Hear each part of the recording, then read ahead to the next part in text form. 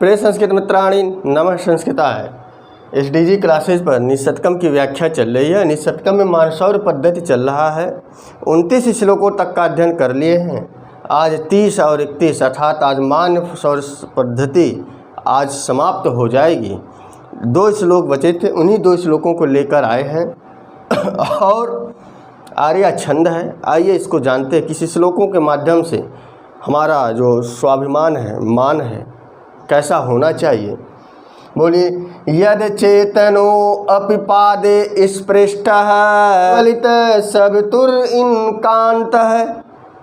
यहाँ बताया गया कि यद चेतनो अपि, यत अचेतनो अपि अर्थात अचेतन होते हुए भी, तो अचेतन अपि कौन है? इनकान्तः। यहाँ दिया ना इनकान्तः मणि।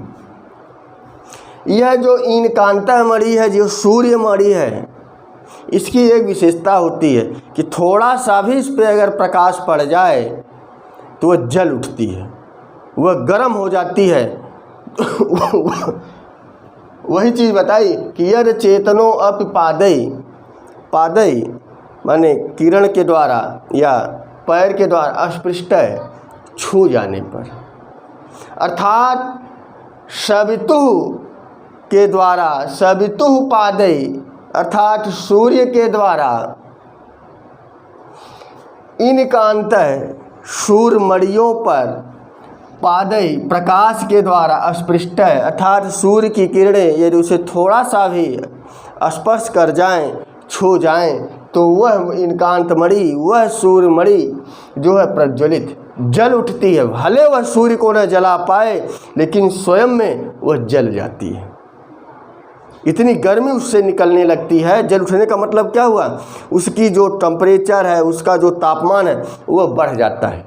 ये सूर्यकांत मणि की विशेषता है कि एक यत चेतनोपि, अचेतन है, उसमें कोई प्राण तत्व नहीं है, लेकिन सूर्य की किरणें जब उस सूर्यकांत मणि पर पड़ती है, इनकांत मणि माने सूर्यकांत मणि पर पड़ती है, सवितु की जब रोशनी या पादे माने किरण अस्पृष्टम जब उसे स्पर्श करती है या छूती है, तो वह सूर्यमणि प्रज्वलती जल उठती है। और बताया कि तत् तेजस्वी पुरुष पर प्रकृति निकट कथम सहते। और जो चेतन है, मणि तो अचेतन थी, जड़ था, उसमें कोई चेतना नहीं थी, फिर भी प्रकाश पाकर, फिर भी सूर्य का प्रकाश पाकर वह जल उठती है। उसी तरह तत् तेजस्वी पुरुष, जो तेजवान लोग होते हैं, जो तेजस्वी पुरुष होते हैं, परकृत माने दूसरों के द्वारा निकृतिम अपमान को कथम सहते, कैसे सह लेंगे। भर्तृहरि बता रहे हैं कि जो तेजवान होगा, जो स्वाभिमान युक्त व्यक्ति होगा, जिसमें स्वाभिमान होगा, ऐसा व्यक्ति यदि दूसरों के द्वारा उसका अपमान किया जाएगा तो वह कैसे सह लेगा। जब एक अचेतन पदार्थ जो मणि है, शीशे जैसा उसका स्वरूप है, वह प्रकाश को स्पर्श करके जल उठती है, गर्म हो जाती है, आग फेंकने लगती है, तो एक जो तेजस्वी पुरुष है, जो स्वाभिमानी पुरुष है, अगर उसको कोई परिकृत दूसरा व्यक्ति निकृतिम उसका अपमान कर दे तो वह उस अपमान को भला कैसे सहेगा। अर्थात वह अपमान को सहन नहीं करना चाहिए। यदि अपमान सह रहा है तो वह तेजस्वी पुरुष नहीं है। स्वाभिमान का एक लक्षण यह भी बताया कि अब अगर दूसरे व्यक्ति के द्वारा यदि आपको अपमानित किया जा रहा है तो आप सहना मत। क्लियर हो गया। ये इसका 30वें का अर्थ रहा। 31वें का देख लीजिए, दिया है कि सिंह शिशुरपि निपतति और मदमलिन कपोल भित्तेषु गजेषु और प्रकृतिरेयं सत्वत्ताम न खलु वयस्तेजसो हेतु। यहाँ बताया सिंह है, शिशु अपि माने सिंह माने शेर, शिशु माने बच्चा। शेर का छोटा बच्चा निपतति आक्रमण करता है। शेर का छोटा बच्चा निपतति आक्रमण करता है किस पे? गजेषु, हाथी पर। शेर का छोटा से छोटा बच्चा वह हाथियों पर ही आक्रमण करता है। और वह हाथी कैसा है, इसकी विशेषता बताई कि मद मलिन कपोल भित्तेषु गजेषु, मद बहाने वाले हाथी। और आप जानते होंगे कि जिस हाथी के मद बहते हैं वह हाथी अपनी युवा अवस्था में होता है, अर्थात वह ताकत से ताकतवर हाथी की क्या करता है? निपतति, शिकार करता है। सिंह चाहे छोटा हो, चाहे बड़ा हो, चाहे बूढ़ा हो, जब भी शिकार करेगा वह मतवाले हाथी का करेगा। इसीलिए लिखा है कि मद मलिन कपोल भित्तेषु गजेषु निपतति। सिंह शिशु, सिंह का जो बच्चा है, जो सिंह है, जो शेर है, वह अभी बच्चा है, फिर भी वह हाथी की कामना करता है। और कैसी हाथी का? कि मद बहाने वाली और मलिन कपोल भित्तेषु, और लगातार मद बहने के कारण जिसके कपोल की जो दीवारें हैं वह मलिन हो गई हैं। भित्तेषु माने दीवार, जो गाल की दीवार है, जो चमड़े हैं, लगातार बहने के कारण वो मलिनता को प्राप्त हो गई, अर्थात बहुत ज़्यादा युवा अवस्था में वह हाथी है, बहुत ताकतवर हाथी है। ऐसे हाथी की वह शिकार करना सिंह का बच्चा करना चाहता है। दूसरी लाइन में बताया कि प्रकृतिरियम सत्वताम, और जो स्वभाव से ही बलशाली होते हैं, जन्मजात ही बलशाली होते हैं, जन्मजात ही पराक्रमी होते हैं, शक्तिशाली होते हैं।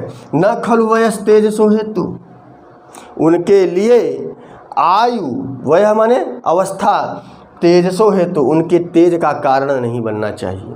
जैसे बूढ़ा शेर सिंह के मस्तक को फाड़कर खाने की इच्छा रखता है तो बूढ़ा, इसीलिए यहाँ बताया अवस्था पराक्रम को बाधित नहीं करती।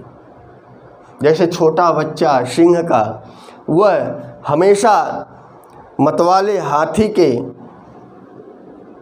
को शिकार करना चाहता है। मतवाला हाथी जब भी शिकार करेंगे तो एक मतवाले माने अपने से बड़े ताकतवर जानवर का शिकार करना चाहता है। उसी तरह जो पराक्रमी होंगे तो प्रकृतिरियम सत्वताम, जो पराक्रमी व्यक्ति होंगे, पुरुषार्थ व्यक्ति होंगे, शक्तिशाली होंगे, जो बहुत ज़्यादा ताकतवर होगा, ऐसे व्यक्ति के पास भी वह तेजसो हेतु अवस्था मायने नहीं रखती।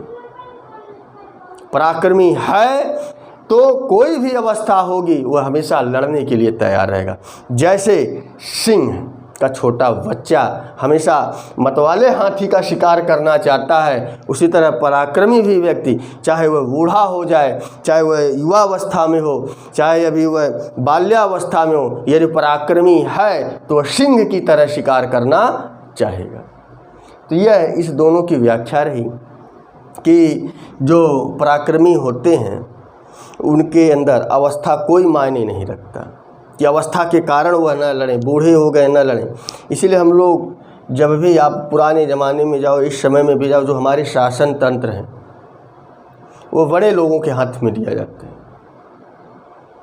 और जहाँ पर ज़्यादा कार्य क्षेत्र होता है वो युवकों को दिया जाए। जैसे जो डीएम, आईएएस, पीसीएस होते हैं, ये सब बहुत युवा होते हैं, क्योंकि इनके अंदर कार्य करने का लगन होता है, वो तेज़ी से कर सकते हैं, पराक्रमी हैं। कोई भी परेशानी अगर ज़िले में आ गई वो उससे निपट लेंगे, कितनी भी बड़ी बात है तो उनके निर्णय लेने की क्षमता होती है। तो इसी तरह से हमारी व्यवस्था चलती है। दो श्लोकों के माध्यम से बताया गया कि तेजस्वी पुरुष दूसरों के द्वारा किए गए अपमान को नहीं सहते, किसकी तरह? जैसे सूर्यकांत मणि छोटा सा है, शीशा जैसा ही होता है, और वह सूर्य के प्रकाश को भी सहन नहीं करती, वह जल उठती है, जबकि वह अचेतन है, उसमें चेतना नहीं है। तो आप तो तेजस्वी हो, चेतन, आप में अंदर चेतना है, तो आपका यदि कोई व्यक्ति अपमान करेगा तो सहना मत। ये स्वाभिमान का लक्षण बताया।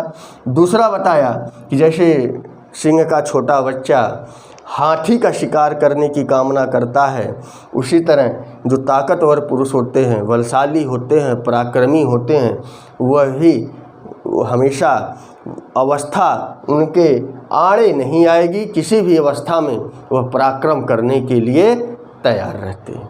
इस दोनों श्लोकों की व्याख्या रही। मानसौर पद्धति आज ही समाप्त हुई। अगली पद्धति के साथ, नए वीडियो के साथ मिलेंगे। अच्छा लगा तो शेयर करें। तो बस आज के लिए इतना ही। नमः संस्कृताय। शुभ संध्या, शुभ रात्रि।